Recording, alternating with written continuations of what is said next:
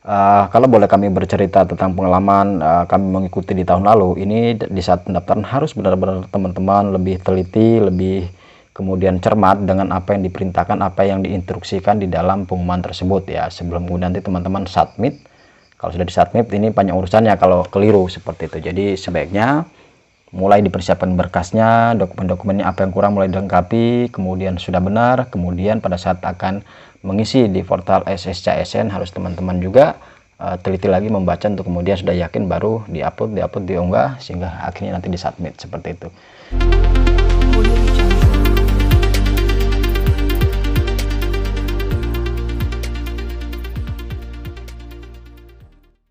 Assalamualaikum warahmatullahi wabarakatuh, Sobat Dedi Sitisna. Selamat datang kembali di channel kami.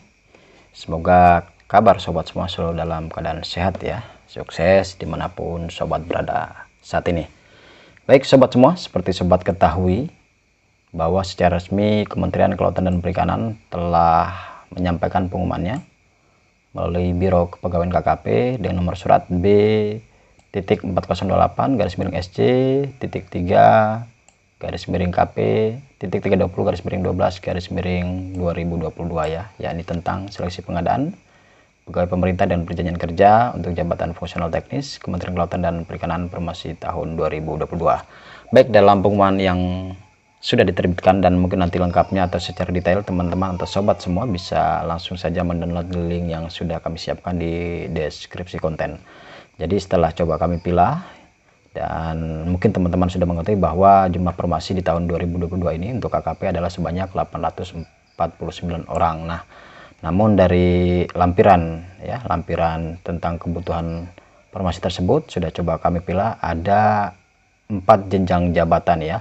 4 jenjang jabatan, yakni adalah pemula, kemudian terampil, ahli pertama, dan asisten dosen ya.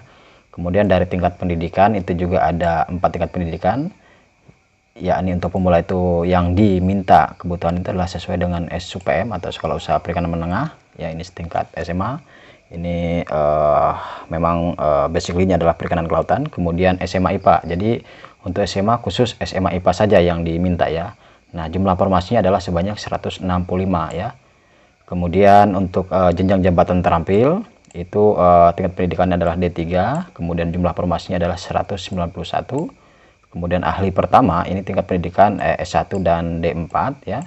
Kemudian jumlah formasi yang dibutuhkan adalah 483. Kemudian asisten ahli dosen ya, itu adalah S2. Kemudian jumlah formasi adalah 10 orang. Jadi total kebutuhan pegawai ASN untuk KKP yakni P3K-nya di tahun 2022 ini adalah 849 ya.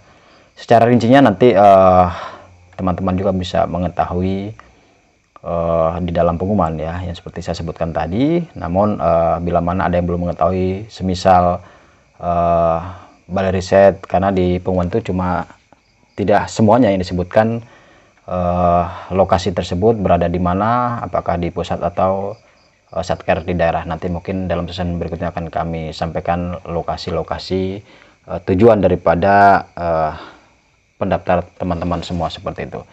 Dan inilah kurang lebihnya mungkin ya, secara singkatnya. Total kebutuhannya adalah sebanyak 849 orang. Kemudian jenjang jabatan yang dibutuhkan adalah 4 jenjang jabatan. Kemudian tingkat pendidikan yang dibutuhkan adalah mulai dari SUPM, Sekolah Usaha Perikanan Menengah, kemudian hanya SMA IPA yang diminta. Kemudian D3 ya, ini untuk terampil S1, D4 dan S2 seperti itu. Itu mungkin di awal. Kemudian bagaimana kemudian kita melihat tentang pelaksanaan atau jadwal pelaksanaan seleksinya ya.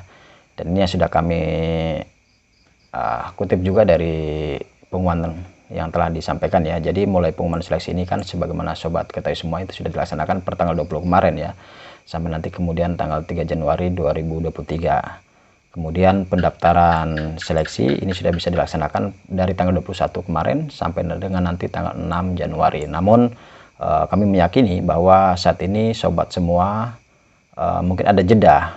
Bolehlah mungkin saat ini sudah coba masuk ke SSCASN ya, namun untuk bisa melakukan pendaftaran saya rasa belum, karena untuk rekan-rekan sobat-sobat semua yang saat ini mungkin bekerja di kementerian atau lembaga itu harus ada, atau demikian juga di luar seperti yayasan atau swastanya, itu perlu ada surat sebagai persyaratan khususnya ya.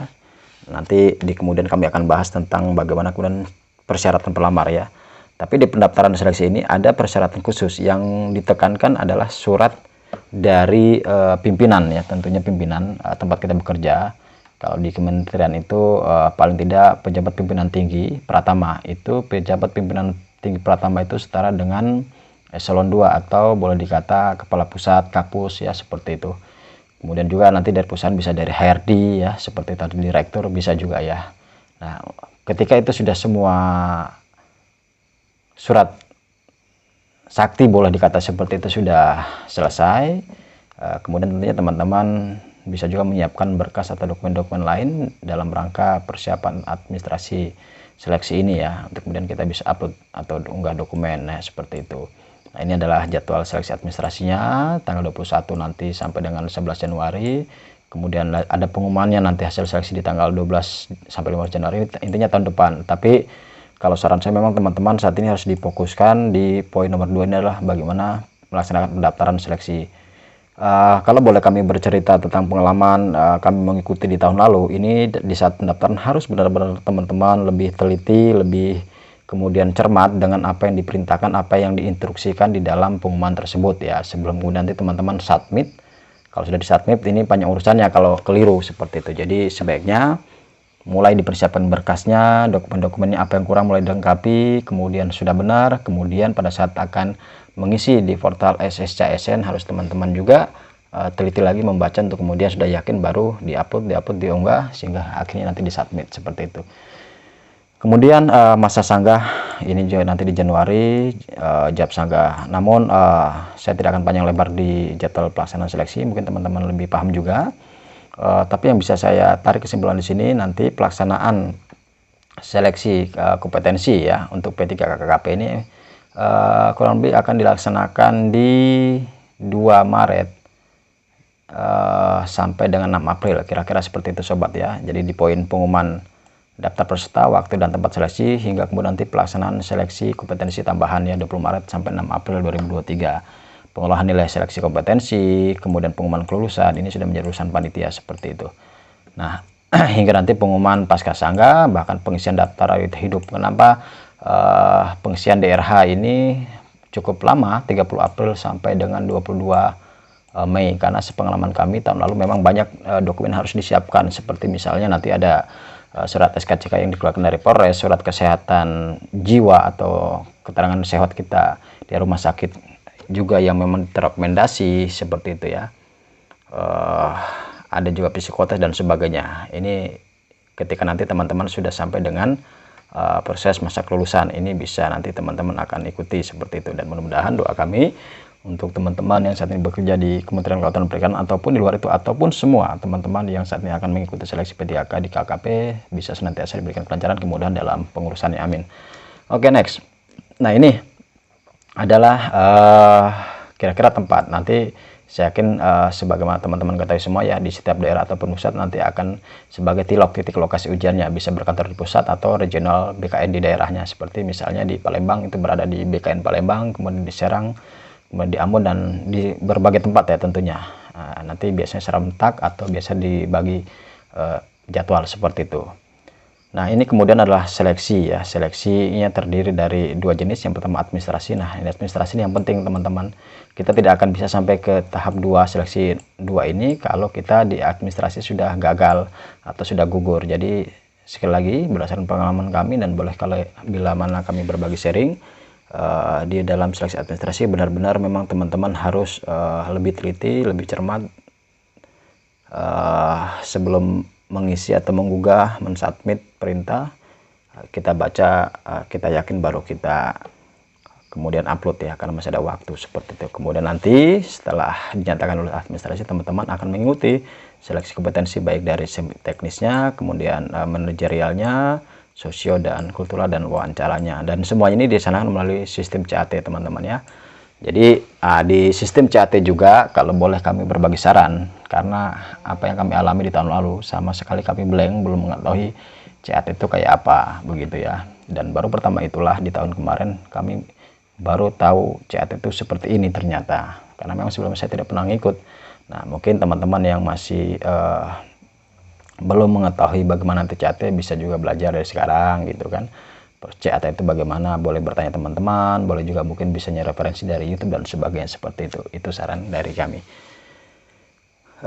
Kemudian mungkin ini ya, ini yang juga kita ambil dari pengumuman yang sudah terbitkan oleh KKP. Jadi dari pengumuman itu bisa kita lihat di sini ada seleksi ya. Ini seleksinya ada 4 macam: kompetensi teknis, manajerial, sosial kultural, dan wawancara. Kemudian adalah jumlah soalnya, kemudian nilai ambang batas, kemudian waktu ya.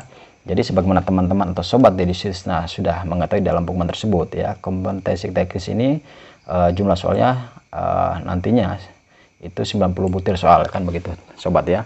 Nah, lampiran 2 ini nilai ambang batas bisa dilihat juga dalam pengumuman ya. Semisal kalau di penyuluh perikanan itu nilai ambang batasnya 203. Nah, angka 203 ini agak turun dari nilai ambang batas tahun lalu. Kalau tahun lalu untuk formasi penyuluh perikanan itu, untuk jenjang jabatan penyuluh perikanan itu 225. Kalau setahun sekarang itu menurun jadi 203 begitu ya. Untuk jumlah soal atau butir soal tahun lalu dan sekarang ini sama ya sobat semua, tidak ada perbedaan. Kemudian kompetensi manajerial 25 soal, kompetensi sosial kultural 20 soal. Nah, teknis, manajerial, dan sosial kultural ini sahabat itu dikerjakan dalam satuan waktu, jadi waktunya sama, jadi 120 menit ini untuk mengerjakan 3 jenis kompetensi ya gitu. Biasanya nanti akan teman-teman akan disuguhkan dulu kompetensi teknisnya, kalau udah bisa ke manajerial dan sosio. Nah, ini kalau di tahun lalu setiap satu butir di soal di kompetensi teknis ini nilai maksimalnya itu 5. Jadi kalau salah ya salah, kalau benar ya 5 begitu. Seperti itu. Jadi kalau tahun lalu maksimal di kompetensi teknis ini 450 nilainya sobat semua. Jadi minimal kalau 90 minimal kita bisa jawab setengah ya kalau pada saat itu ya, kita kalkulasi demikian. Nah, kompetensi manajerial ini 25 butir soal. Di tahun lalu satu butirnya itu kalau benar buat tepat sekali itu jumlah nilainya 4 ya. Jadi kalaupun salah itu ada 1 2 3 4. Jadi total nilainya maksimal itu 100 kalau tahun lalu ya, karena setiap satu nilainya itu nilainya 4 ya ini. Kemudian kultural itu nilainya maksimalnya itu 5 ya tahun lalu, jadi sama total maksimalnya 100. Nah, kalau tahun lalu manajerial dan sosiokultural ini adalah 200 maksimalnya ya, seperti itu sahabat. Kemudian wawancara 10 tahun lalu itu satu butir itu nilainya 4 ya. Jadi kalau kita maksimal benar semua berarti 40 begitu. Nah, kalau ambang batasnya di sini 24 ya, minimal sahabat kalau 4 berarti ya cukup jawab 6 soal kan begitu. Nah, total seluruhan pengerjaan seleksi kompetensi ini dari kompetensi teknis, manajerial, sosiokultural, wawancara ini itu total pengerjaannya adalah 130 menit. Kemudian untuk jumlah butir soal 145 ya. Ini adalah sekilas saja yang bisa kami gambarkan sesuai pengalaman, dan tentunya apa yang ada di layar kaca sahabat semua ini ya tentunya ini sudah bersumber dari pengumuman yang sudah disampaikan oleh KKP. Selengkapnya teman-teman bisa lihat di pengumuman KKP yang akan kita sampaikan di deskripsi kontennya ya, seperti itu. Kemudian ini sudah kita sampaikan ya. Jadi intinya kemudian bagaimana teman-teman saat ini perlu mempersiapkan diri sebelum nanti teman-teman dinyatakan lulus administrasi, dan administrasi ini penting ya untuk teman-teman ketahui. Itu saja mungkin sobat semua sekilas dari saya. Di sesi berikutnya kita akan coba bahas sedikit tentang persyaratan pelamar ya dalam mengikuti P3K KKP tahun 2022. Demikian sekilas dari saya. Next kita ke konten berikutnya.